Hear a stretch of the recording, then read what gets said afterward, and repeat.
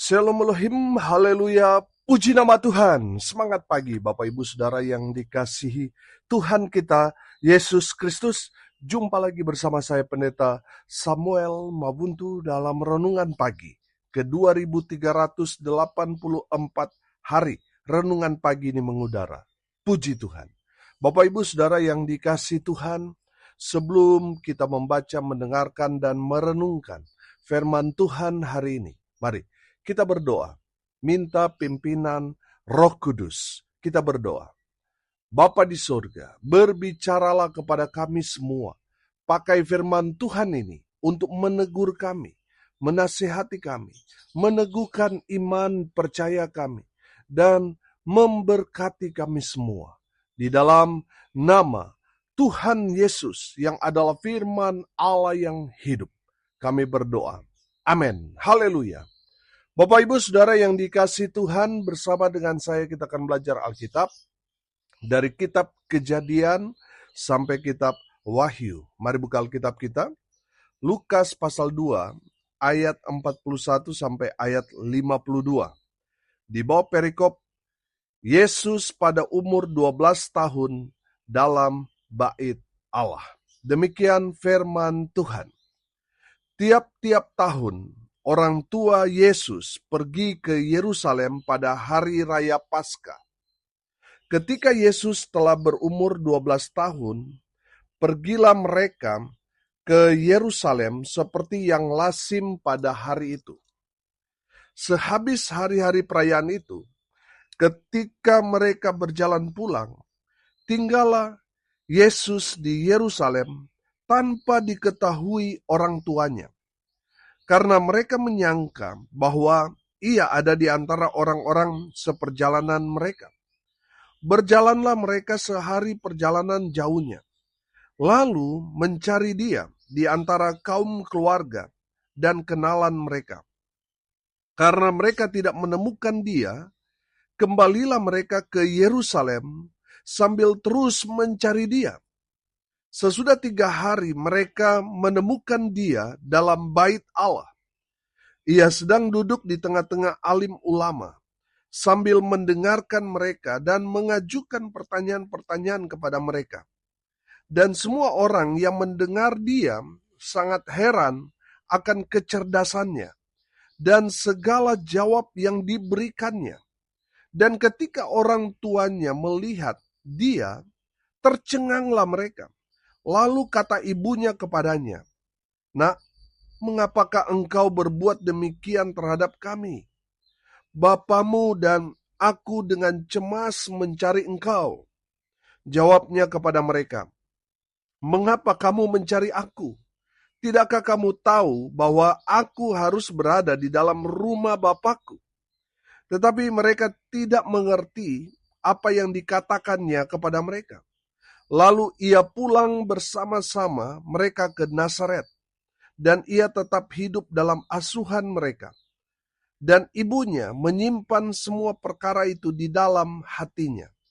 Dan Yesus makin bertambah besar dan bertambah hikmatnya dan besarnya, dan makin dikasihi oleh Allah dan manusia. Amin. Haleluya. Bapak Ibu Saudara yang dikasihi Tuhan, sudah menjadi kewajiban bagi setiap orang Israel untuk datang ke Yerusalem untuk merayakan hari raya besar, hari raya Paskah. Yesus waktu itu masih berumur 12 tahun ketika dia dibawa oleh Yusuf dan juga Maria. Saudara, kalau kita kira-kirakan, Yesus kalau dia berumur 12 tahun, kalau sekarang ya kira-kira kelas 6 SD atau kelas 1 SMP. Saudara yang dikasihi Tuhan, kalau kita melihat Yesus pada saat itu masih bocil, kalau istilah anak-anak sekarang ini, bocah cilik. Karena masih umur 12 tahun. Usia yang masih sangat-sangat kecil, tapi saudara lihat, dia dapat membuat alim ulama terkaget-kaget, terkagum-kagum, semuanya dibuat terheran-heran. dengan pertanyaan-pertanyaan serta jawaban-jawaban yang Yesus sampaikan kepada mereka. Saudara, pertanyaannya, kenapa Yesus yang masih anak kecil itu bisa membuat para alim ulama itu terheran-heran dengan pertanyaan dan jawaban-jawaban yang Yesus sampaikan? Karena Yesus adalah sang firman Tuhan itu sendiri. Amin. Dia adalah Tuhan yang datang ke dalam dunia. Dia yang menciptakan alam semesta ini. Seluruh pengetahuan ada padanya. Makanya setiap kali dia bertanya dan memberikan jawaban, semua alim-alim ulama itu semua terheran-heran akan kecerdasan Yesus. Haleluya. Bapak Ibu Saudara yang dikasihi Tuhan, perhatikan ayat sebelumnya, ayat 40. Saya bacakan buat kita sekalian. Anak itu bertambah besar dan menjadi kuat, penuh hikmat dan kasih karunia Allah ada padanya. Ayat 52, perhatikan. Dan Yesus makin bertambah besar dan bertambah hikmatnya dan besarnya, dan makin dikasihi oleh Allah dan manusia. Haleluya. Bapak Ibu Saudara yang dikasihi Tuhan, dari ayat ini kita dapat melihat alasan kenapa Yesus yang masih anak kecil itu bisa tampil luar biasa. Saudara yang dikasihi Tuhan, terlepas Yesus adalah Tuhan, mari kita lihat kenapa Yesus tampil luar biasa di hadapan alim ulama, padahal dia masih bocil. Yang pertama saya melihat di sini, bahwa pertumbuhan Yesus itu sangat-sangat luar biasa. Amin. Saudara, bukan hanya pertumbuhan fisik, tetapi pertumbuhan rohani yang luar biasa. Amin. Pertanyaannya sekarang, apa aplikasinya kepada kita? Saudara dengar ini baik-baik. Saudara dan saya adalah anak-anak Tuhan. Amin. Jadi bukan hanya pertumbuhan fisik yang harus terus bertumbuh, tetapi pertumbuhan iman, pertumbuhan rohanimu juga harus bertumbuh. Amin. Saudara yang dikasihi Tuhan, kalau saudara mau dipakai Tuhan dengan luar biasa, saudara harus mengimbangi pertumbuhan fisik dan juga pertumbuhan rohanimu. Amin. Jangan sampai saudara sudah rambut, sudah 2 warna, tetapi masih kelakuan masih seperti anak-anak. Saudara yang dikasihi Tuhan, firman Tuhan juga mengajarkan kepada kita, kalau dilihat dari sudut pandang waktu, sudah seharusnya kita itu mengajar, bukan lagi diajar.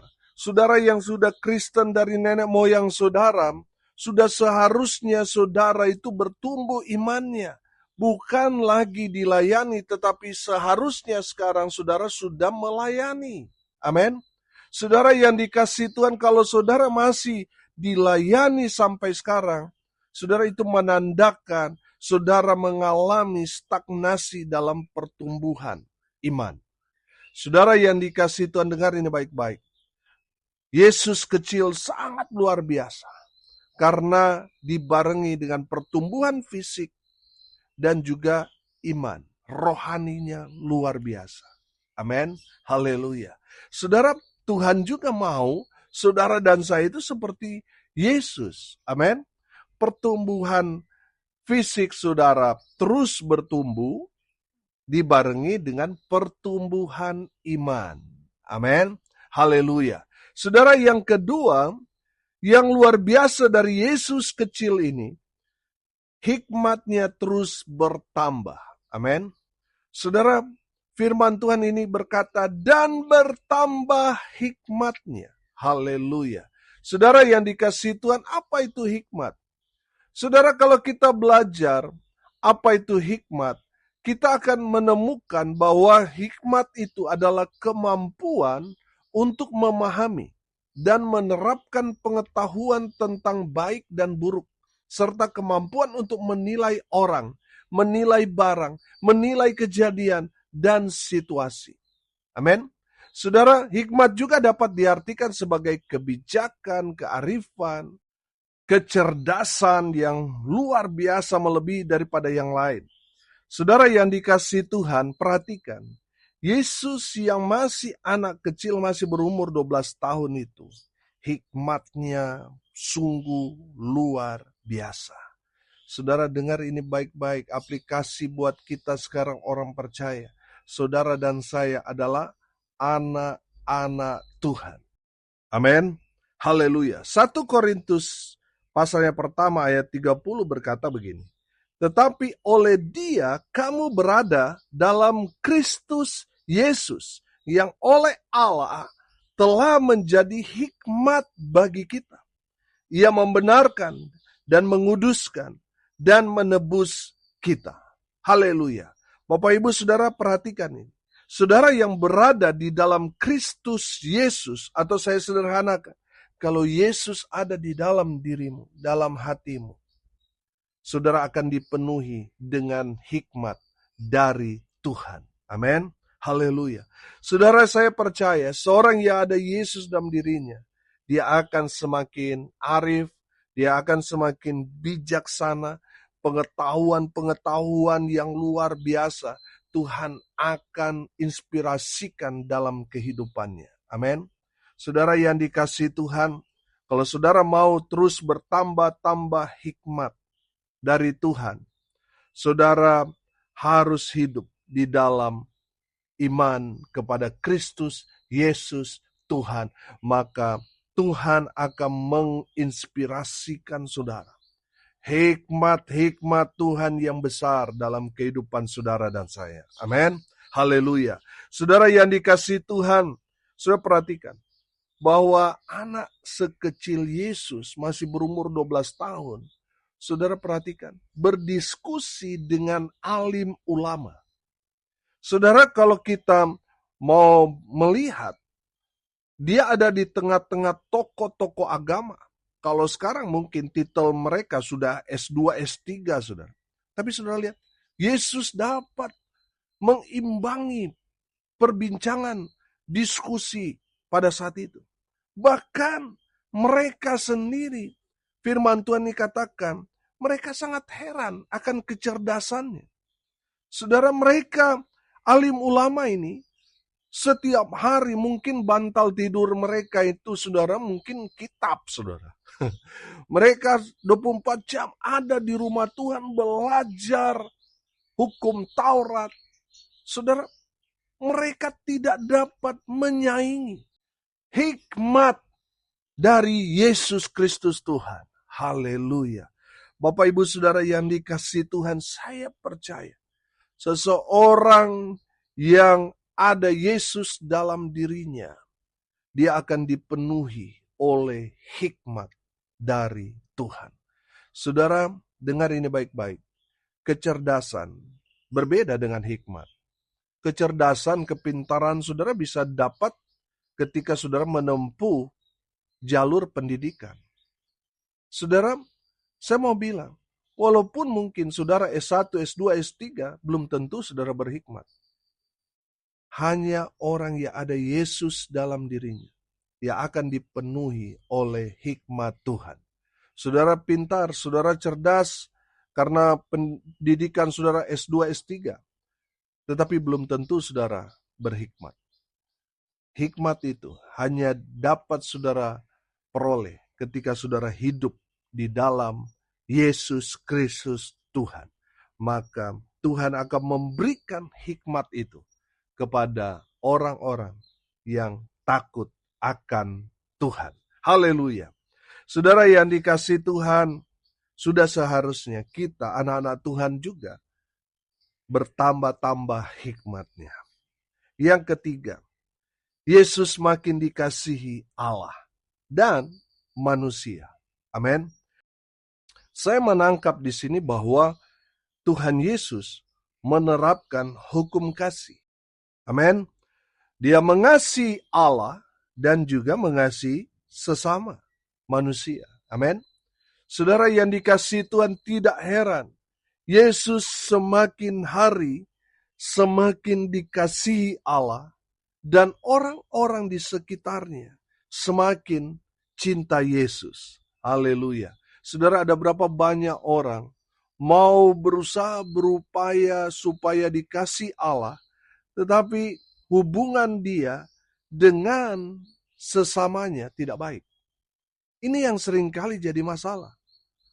Makanya selalu saya bilang, saudara, orang yang semakin mengasihi Tuhan, pasti orang-orang di sekitarnya merasakan kasih Tuhan di dalam kehidupannya. Amin.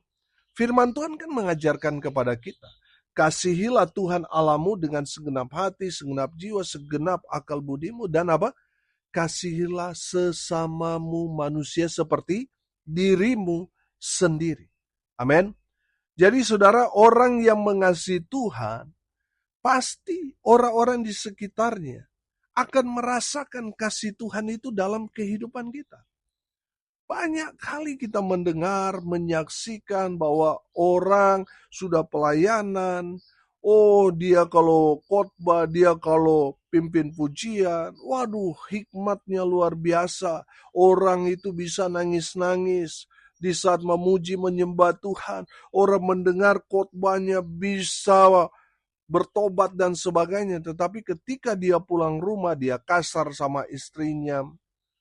Anak-anaknya merasakan dia berbeda waktu di mimbar dan ketika ada di rumah. Saudara, ini yang sering kali terjadi. Seorang yang mengasihi Tuhan, saudara juga ingat, saudara juga harus mengasihi sesamamu manusia. Orang-orang di sekitarmu harus juga merasakan kasih Tuhan dalam kehidupanmu. Makanya di sini dikatakan, dan makin dikasihi oleh Allah dan manusia. Amin. Saudara yang dikasihi Tuhan, bagaimana orang-orang di luar sana mau mengasihi Tuhan sementara kita di dalam gereja eksklusif. Kita mengklaim bahwa gereja ini hanya dari suku kita, hanya dari kelompok orang tertentu, sehingga orang lain mau masuk, saudara, tidak bisa. Mereka tertolak. Karena apa? Kelakuan di dalam gereja itu, orang-orang itu. Saudara, kita harus inklusif. Kita harus bergaul dengan semua orang. Sehingga orang-orang itu merasakan kasih Tuhan dalam kehidupan kita. Amin. Saudara yang dikasihi Tuhan, dengan cara itu kita dapat menerapkan hukum kasih itu. Saudara, perhatikan, Yesus makin dikasihi Allah dan manusia. Amin. Jangan sampai saudara, kita semakin mengasihi Tuhan, tapi orang semakin benci kita karena kelakuan kita. Sehingga bukan semakin banyak orang kita bawa kepada Tuhan, justru sebaliknya, semakin banyak orang keluar dari gereja karena melihat kelakuan kita. Saudara, mari tanya kepada dirimu sendiri, sudah berapa banyak saudara bawa jiwa kepada Tuhan? Atau sudah berapa banyak orang keluar dari gerejamu karena melihat kelakuanmu? Bapak Ibu Saudara yang dikasihi Tuhan, sangat-sangat anomali kalau kita melihat kita cinta Tuhan, kita mengasihi Tuhan, tetapi dalam penerapan kehidupan sehari-hari kita masih simpan dendam, sakit hati, masih sulit mengampuni orang-orang yang ada di sekitar kita. Saudara yang dikasihi Tuhan, kalau kita mengasihi Tuhan, biarlah orang-orang di sekitar kita merasakan kasih Tuhan dalam kehidupan kita. Haleluya. Hari ini kita belajar, saudara. Kita dapat melihat alasan yang luar biasa. Kenapa Yesus yang masih berumur 12 tahun itu, masih anak kecil, tapi dia bisa tampil luar biasa. Dia bisa berdiskusi, tanya jawab dengan alim ulama, tokoh-tokoh agama. Dan mereka semua terkesima, terheran-heran karena melihat kecerdasan Yesus yang luar biasa. Saudara, padahal dia masih anak kecil. Saudara lihat, dari firman Tuhan ini kita belajar bahwa pertumbuhan Yesus sungguh luar biasa. Dia memang di generasi Yesus tidak ada yang seumuran Yesus. Karena yang seumuran Yesus semua mati semua kan. dibunuh oleh Herodes. Saudara lihat pertumbuhannya itu luar biasa. Bukan hanya pertumbuhan fisik, tetapi rohaninya. Amin. Pastikan saudara, bukan hanya pertumbuhan jasmani, fisik yang terus bertumbuh, tetapi perhatikan juga pertumbuhan iman atau pertumbuhan rohani saudara. Yang kedua, Yesus bertambah hikmatnya. Semakin arif, semakin bijaksana. Saudara, seseorang yang mau mendapatkan hikmat, dia harus hidup di dalam Kristus Yesus Tuhan. Karena hikmat itu tidak didapat dari bangku pendidikan. Hikmat itu diberikan Tuhan kepada orang-orang yang hidup di dalam Tuhan. Amin. Yang ketiga, Yesus makin dikasih Allah dan juga manusia. Saudara perhatikan, saudara mengaku orang Kristen yang taat, beribadah, taat melayani, saudara memberi kesan saudara cinta Tuhan, saudara harus tanya kepada orang-orang di sekitar saudara. Apakah mereka merasakan kasih Tuhan di dalam kehidupan saudara atau tidak? Kalau mereka tidak merasakan kasih Tuhan dalam kehidupan kita, itu menandakan bahwa ibadah atau pelayanan yang saudara dan saya jalankan itu hanya kemunafikan semata-mata. Itu hanya pencitraan. Saudara, dengar ini baik-baik. Kalau saudara cinta Tuhan, mengasihi Tuhan, sudah seharusnya orang-orang di sekitar kita merasakan kasih Tuhan dalam kehidupan kita. Amin. Mari kita berdoa. Terima kasih Bapa di surga. Sudah berbicara kepada kami semua melalui kebenaran firman-Mu. Berkati semua pendengar dimanapun mereka berada. Tuhan memberkati hidup mereka, rumah tangga mereka diberkati, usaha, pekerjaan, pelayanan mereka dibuat beruntung, berhasil dalam segala hal. Mereka yang sakit Tuhan sembuhkan, mereka yang lemah Tuhan kuatkan, hibur mereka yang berduka. Hamba berdoa untuk mereka yang berulang tahun. Hari ini Tuhan memberkati dengan umur panjang, kesehatan, kekuatan dari Tuhan menyertai hidup mereka selalu. Terkhusus Bapak Pembina Infinity Ministry, Evangelis Yosua Gurnarto, Tuhan memberkati dia dengan umur panjang, kesehatan, kekuatan dari Tuhan, hikmat terus Tuhan tambah-tambahkan dalam kehidupannya. Sehingga Bapak Pembina semakin mengasihi Tuhan dan dikasihi oleh semua orang.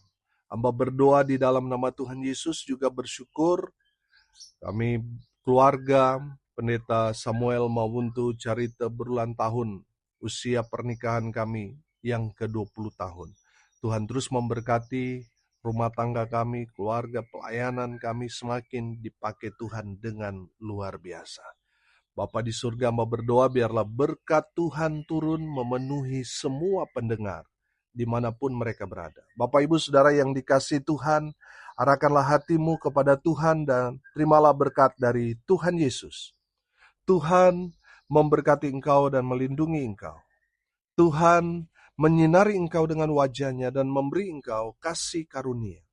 Tuhan menghadapkan wajahnya kepadamu dan memberi engkau damai sejahtera. Di dalam nama Tuhan Yesus, sumber segala berkat. Bapak Ibu Saudara yang percaya, diberkati Tuhan, katakan amin. Puji Tuhan.